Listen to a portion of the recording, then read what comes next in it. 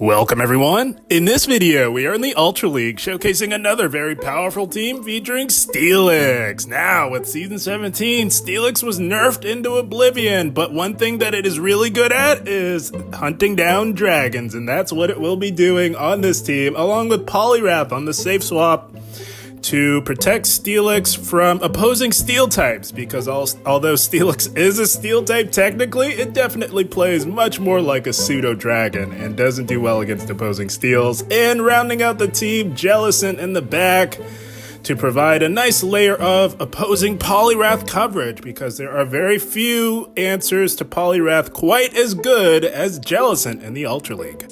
Yeah, I just saw a unique opportunity to run Steelix, as many trainers are fully exploiting the fact that it is non-existent in the meta. But here we go, Nidoqueen lead here, pretty good for us. So yeah, obviously breaking swipe no longer guaranteed, and that is very much noticeable. As you'll see throughout this video, those debuffs, yeah, they don't come as often as they once did. But we're going to shield the Earth Power, as the debuff did not occur there, so we do shield that, and they pivot into a Greninja, and this is why Poliwrath is so nice, guys. A lot of people were safe swapping Greninja, which I think is very interesting. I think it's best served as a lead or a closer. As a lead, it can swap out of those Poliwrath matchups. As a closer, it can hide behind shields a little bit, but not the safest safe swap. And our opponent is finding out the hard way. And you don't throw a move, guys, by the way. If you ever have your Poliwrath on a Greninja, just farm it all the way down. So that's a little bit of a misplay there, throwing that Icy Wind. But as we can see, they have their own Poliwrath in the back. So very similar team, ground double water. That's precisely what we're running. But yeah, I think we'll see which ground double water line prevails here. It's not trending in the right direction, unfortunately for our opponent, as we have a fully healthy Jellicent that has yet to be revealed in the back here for this Poliwrath. So we're going to let all this go. Just go for the Icy Winds. I don't anticipate they will stay in. They will likely swap immediately at the sight of our Jellicent, and that's exactly what they do. They pivot back into the Nidoqueen. They don't have the alignment. Perhaps they should have safe swapped their own Poly for the best chances, but to be fair, guys, yeah, they just ran up against a brick wall, unfortunately, with our team here. As with Steelix, we are triple resisting this fast move pressure, and we are about as bulky as it gets. We're letting that Earth Power go, as we saw there, because we no longer need to shield anything here. Our Jellicent will clean up this end game. No problem here, guys. And we do get that Dragon Tail farm down. Gonna just add a little insult to injury here, as our switch clock is not quite up yet. Gotta throw the breaking swipe to burn the clock a little bit. And they shield, and we get an attack drop from the breaking swipe. That has been lowered to 50% this season, I must add, for those of you who are unaware. They're going to throw a Scald here, but this is all, just about all she wrote here, unfortunately. And our opponent recognizes that. Got to save everyone some time, and exit stage left right about there. That's going to be a good game to them. Yeah, I was noticing the very harsh nerf on Steelix, very noticeable, but it still definitely wins where it should. Like right here, guys, these poison jabbers, Steelix loves to see them. This is probably the worst poison jabber for us to see, being Tentacruel here, because of course it can hit us with those Scalds and has the ability to debuff us as well with the Scald. So we don't get the debuff there. So we're going to shield this. Would like to take a little bit of the sting here. They might be core broken by Steelix, as they're staying in. If this is your best answer to Steelix, you've got some problems, my friend. That's what I was thinking at the time. And picking up on the fact that they're seemingly willing to soft lose lead, I made the decision just to go right for the EQ here and see what they want to do. They let it go, so that means they were looking to soft lose lead. They've got a greeting in the back. We pivot into our Poliwrath to force them to swap out, but they're still here. What the heck is going on here? But Poliwrath, of course, dominates any normal type it is up against, courtesy of the very clutch Community Day move of Counter. Poliwrath, just all around amazing, guys. Easily one of my favorite Pokemon in the Ultra League. It was last season, and that has not changed this season. It has only gotten better, holy smokes. But they are resigned to staying in here, holy smokes. What do they have in the back? My goodness. This is not looking good for our opponent here. They're going for the body slam spam. We're going for the debuff spam with Icy Wind here, because perhaps they have another normal type. No, they've got a dragon. Holy smokes. Target acquired. Steelix is licking its chops. It's a good thing that we pivoted to preserve health. Just gonna add a little insult to injury before we unleash Steelix upon this dragon known as Guzzlord. Target acquired. This is precisely why we're running Steelix, because people are running these dragons left, right, and center in the Ultra League, and I just thought it might be time to remind them that they could run up against this Steelix, which thoroughly dominates any dragon it finds itself up against. So they're going to throw one final brutal swing here. It's not going to do a whole lot. We're dragon tailing down, and yeah, that Greedent was hanging on by a thread. They do top left. That's going to be a good game to them. So yeah, if you're like me and you're on a mission to hunt some dragons, there are few Pokemon better at doing that than Steelix. But this is definitely not a dragon here. This is a Jellicent, and this matchup has gotten considerably worse, of course, with the very harsh nerf to Breaking Swipe. Gonna shield this first one here. We do not win CMP tie, so I'm gonna go over mechanics here a little bit as we play this out. So Jellicent counts are 4, 3, 3, 4, 3, 3. It repeats after 3, 3. It goes back to 4 for Surf. So we know that. What we also know is that we do not win CMP tie. So if you can see, we're keeping track of the cycle here. We're throwing 2 as to not play to a CMP tie that we do not win. And I'm also picking up on the opponent throwing as soon as they get to the move. So we're always getting that extra Dragon Tail through.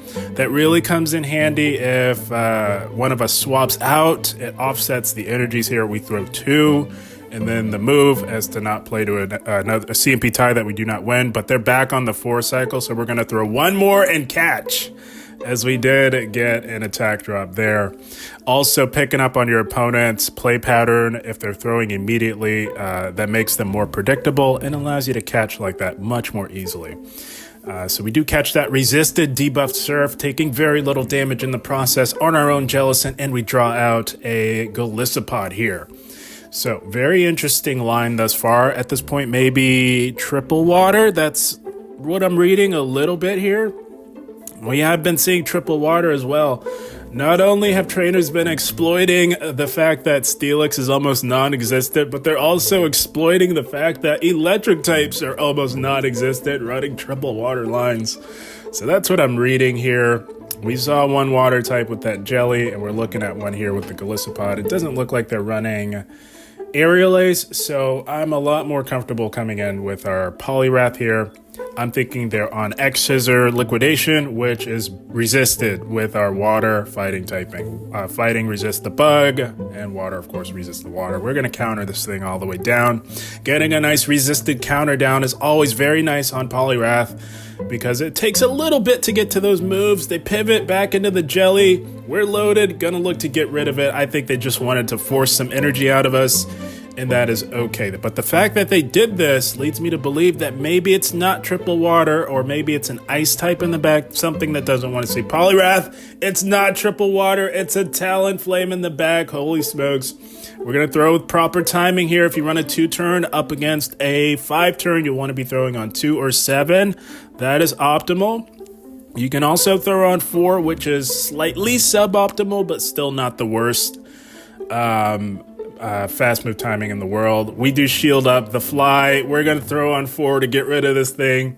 There's no way they can catch on us with a slow 5-turn fast move. We're saying bye-bye to the Flaming Bird of Terror, and we're countering down the very spammy bug there. Holy smokes. Poliwrath putting the team on its back, taking over the end game. Good game to them. Oh, I had a blast with this team. It was absolutely putting in work. And here we go. Ampharos. This is a good lead, of course. We are resisting that with our ground typing. They pivot into a Talonflame, and we're going to actually meet this with our Jellicent. I generally meet Talon with Jelly because we can just keep up with the pacing, but you can meet it with Poliwrath as well. We just get to the surfs that hit this thing for super effective a lot faster than we get to Scald with Poliwrath. So they do let that surf go as they do survive. We would survive this fly, but I want to hang on to alignment, of course, knowing that they have an Ampharos, and the damage from the fly might incentivize them to maybe resisted farm us down, which would be bad. So we do give up a shield there. Throw with suboptimal timing because I was not expecting a shield. And back in comes the Ampharos. We are loaded. I wanted to leave that with a move as well. So we do that. We get off the surf. They do let that go. And Jelly might just make it to the surf. We do. This this freshly built rank 3 XL coming in clutch with those IVs. Holy smokes, I got this thing not too long ago. Dumped a boatload of dust into it and it paid off right there. So we're back in with our Steelix. I'm thinking, there's no way you're running Focus Blast Trainer. Not shielding that, and they are not. They usually run Thunder Punch alongside Brutal Swing. We're going to let those go. And they've got a Cresselia in the back.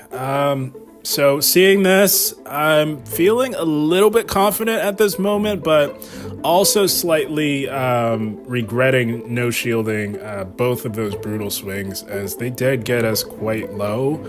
And Cresselia coming in with a health advantage up against a severely nerfed Breaking Swipe Steelix, I'm thinking is not giving me a good feeling. I don't know if this is doable anymore, but we are certainly going to try our best. We do get a clutch attack drop there. Seeing that, we pivot into Poliwrath to try and get some damage off on this Cresselia. This is one of the cases where counter is not helping us very much. That Future Sight doesn't do as much because of the clutch Breaking Swipe debuff we got with our Steelix, and we're going to tack on another debuff with an Icy Wind there. And they do swap to clear that, but this Ampharos is still a little too healthy to counter down. We need to be healthy to get off more damage on that Cresselia. Poliwrath, of course, has a higher damage output than Steelix, but those Volt Switches, speaking of damage output, really did a number on us, and now it's not looking good. This Cresselia is absolutely loaded, guys, and yeah. Right in this matchup, this is where the very harsh Breaking Swipe nerf really you really feel it here. Because no longer being able to guarantee these neutral grass knots that Cresselia can spam off really do add up. Cresselia gets to them a lot faster than we can get to these Breaking Swipes. Well, not a lot faster, but faster, considering that they're absolutely loaded. And unfortunately, this one is not gonna go our way. Got razor thin. Very, very well played by this trainer. They were up against it, and they came through in the end. Good game to them. Oh man, the feeling you get when you get Steelix locked onto a dragon, there's nothing better. But here we go. This is not a dragon, but I'll take it. It's very spicy Vikavolt there. Holy smokes. That thing can do nothing to Steelix. But they do pivot into a Charizard. We're going to meet this with Jellicent here. Again, you can meet this with Poliwrath as well. Just Jellicent's a little bit cleaner, not taking that super effective damage from the wing attacks from the Charizard. And we're going to go for a Surf here. If they let this go, it does not KO, but it comes very close. And they're going to throw one last Dragon Claw here, as likely they're reading that we're likely not going to let them get to another Blast Burn, which we will not. And if you're ever running a 3-turn fast move up against an opponent with a 2-turn, you'll want to be throwing on odd numbers. So take note of that fast move timing there.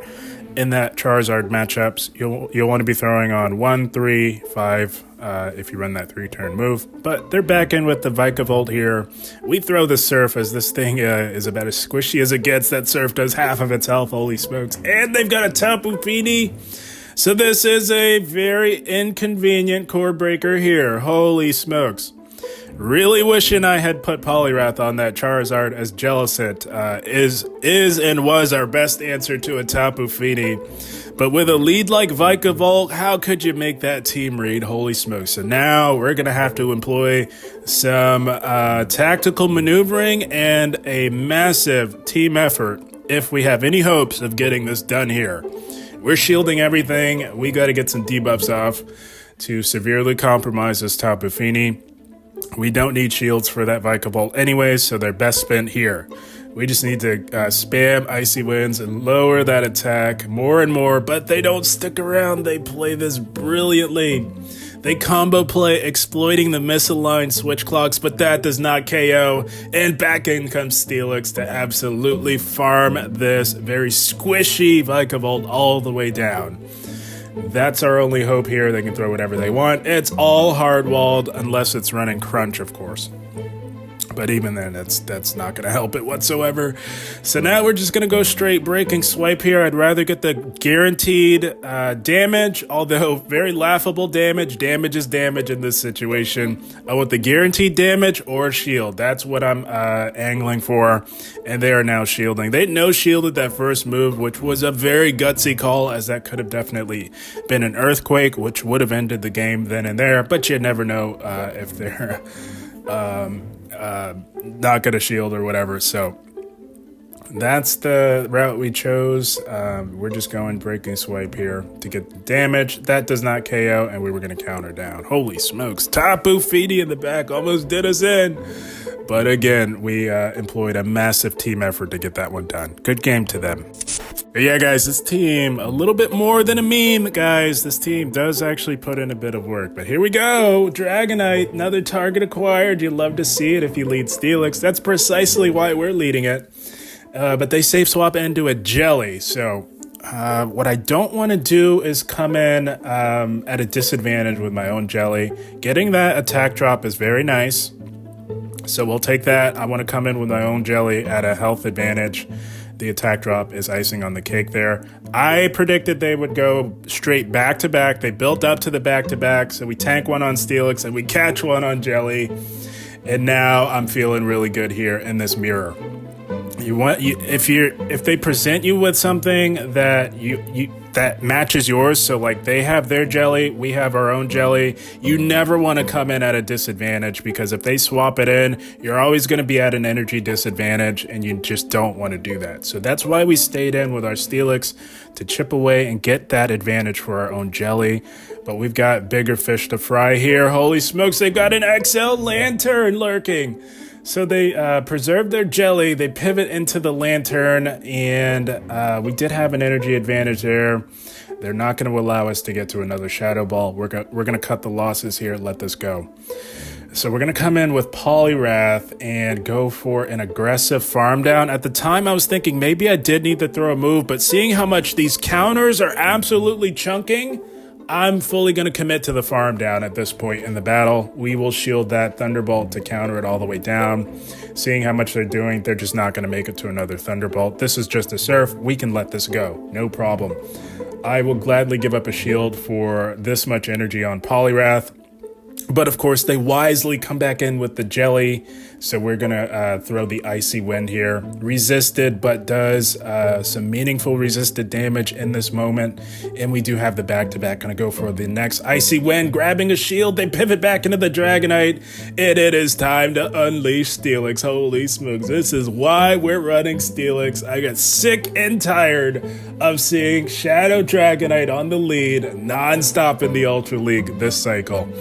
So, yeah, had to break out the Steelix to let him know and remind him that, yeah, you're not completely safe.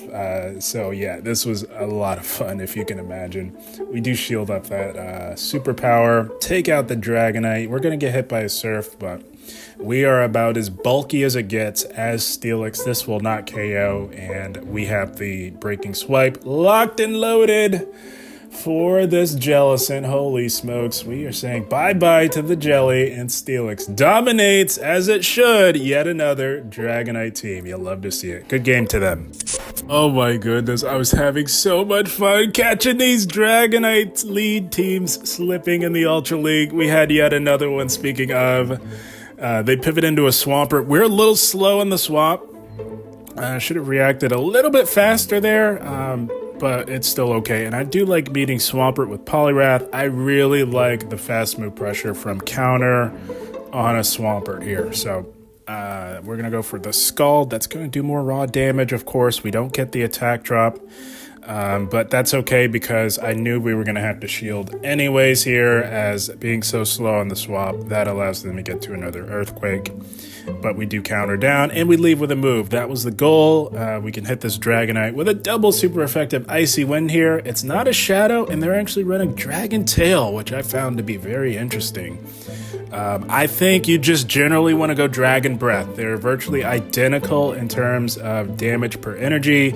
It's just Dragon Breath being a one-turn fast move gives you a little bit control over whether you can catch moves or not as easily. So we just about took that out with our Poliwrath. A shame we didn't get to unleash the Steelix upon it, but the presence of Steelix alone was all we needed to force that swap there.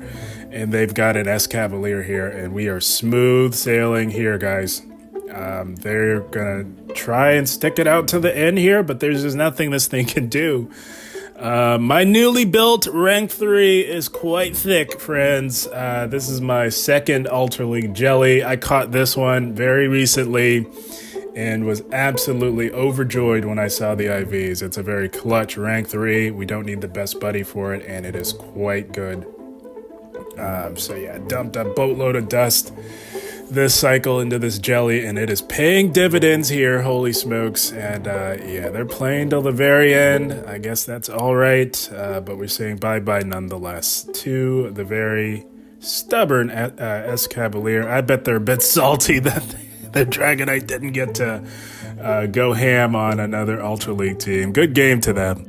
Yeah, I would say mission accomplished in our mission to hunt some dragons. There were many more than we could include in this video that I did get as well. But we had a Greninja lead. That's an awful lead. We safe swap immediately into the hardest counter to force the swap. Sometimes you have to do that if you get met with a very inconvenient core breaker such as Greninja. And they counter swap us with an equally as inconvenient and bad core breaker coming in the form of Tapu Fini. My goodness. Oh man, we are up against it here, but we're going to try our best here. We're going to shield up the Moonblast and just go straight Icy Wind. We have to debuff this thing into Oblivion. My thought process was if I'm going to have to tank a Moonblast, I want it to be debuffed to the max because we need our Poliwrath to do something up against that Greninja, if at all possible. So we are double shielding, fully committing, and we can just resisted farm down this Tapu Fini here. They're not making it to another move.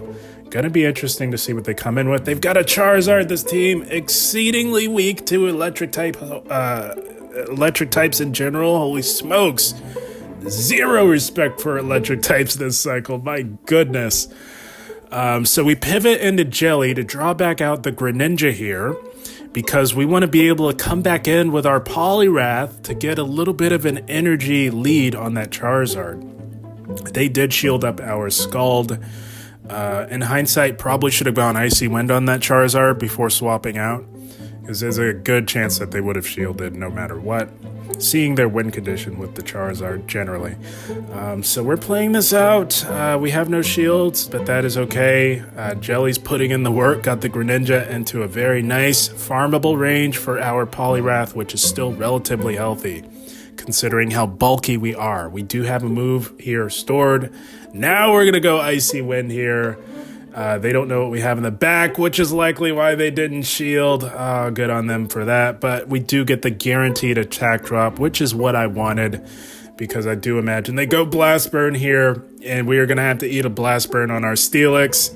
And yeah, the play here now, guys, is to just commit to fast move down. These Dragon Tails are absolutely chunking. We don't want to allow them to sneak through a very inconvenient fast move. So we just commit to the hard farm down, and it pays off as Steelix takes out the Zard, tanking the debuff Blast Burn like a champ to take out that Zard and finish strong for us here. And that is the team, my friends.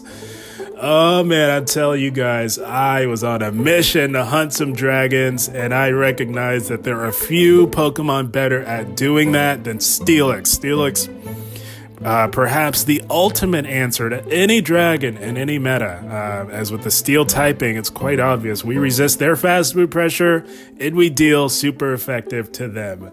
Plain and simple. And with so many people leading with Dragonite, you see a lot of Giratinas popping up as well on the lead. Yeah, it just made perfect sense to run Steelix, to rack up that free low pretty early on. But I did want to protect Steelix from Poliwraths first and foremost, which is why we paired it with Jellicent as well as Talonflame, because with the buffed Incinerate, those absolutely chunk Steelix, and we're not able to guarantee debuff those anymore. So backed it up with two of the best water types in the meta, and you pair all that, you allow Steelix to go ham on those dragons, guys. That's a recipe for a lot of success as well as a lot of fun in the Ultra League. But guys, I had a blast. I hope you all enjoyed. As always, I thank you for watching, and keep up the grind. Thank you, guys.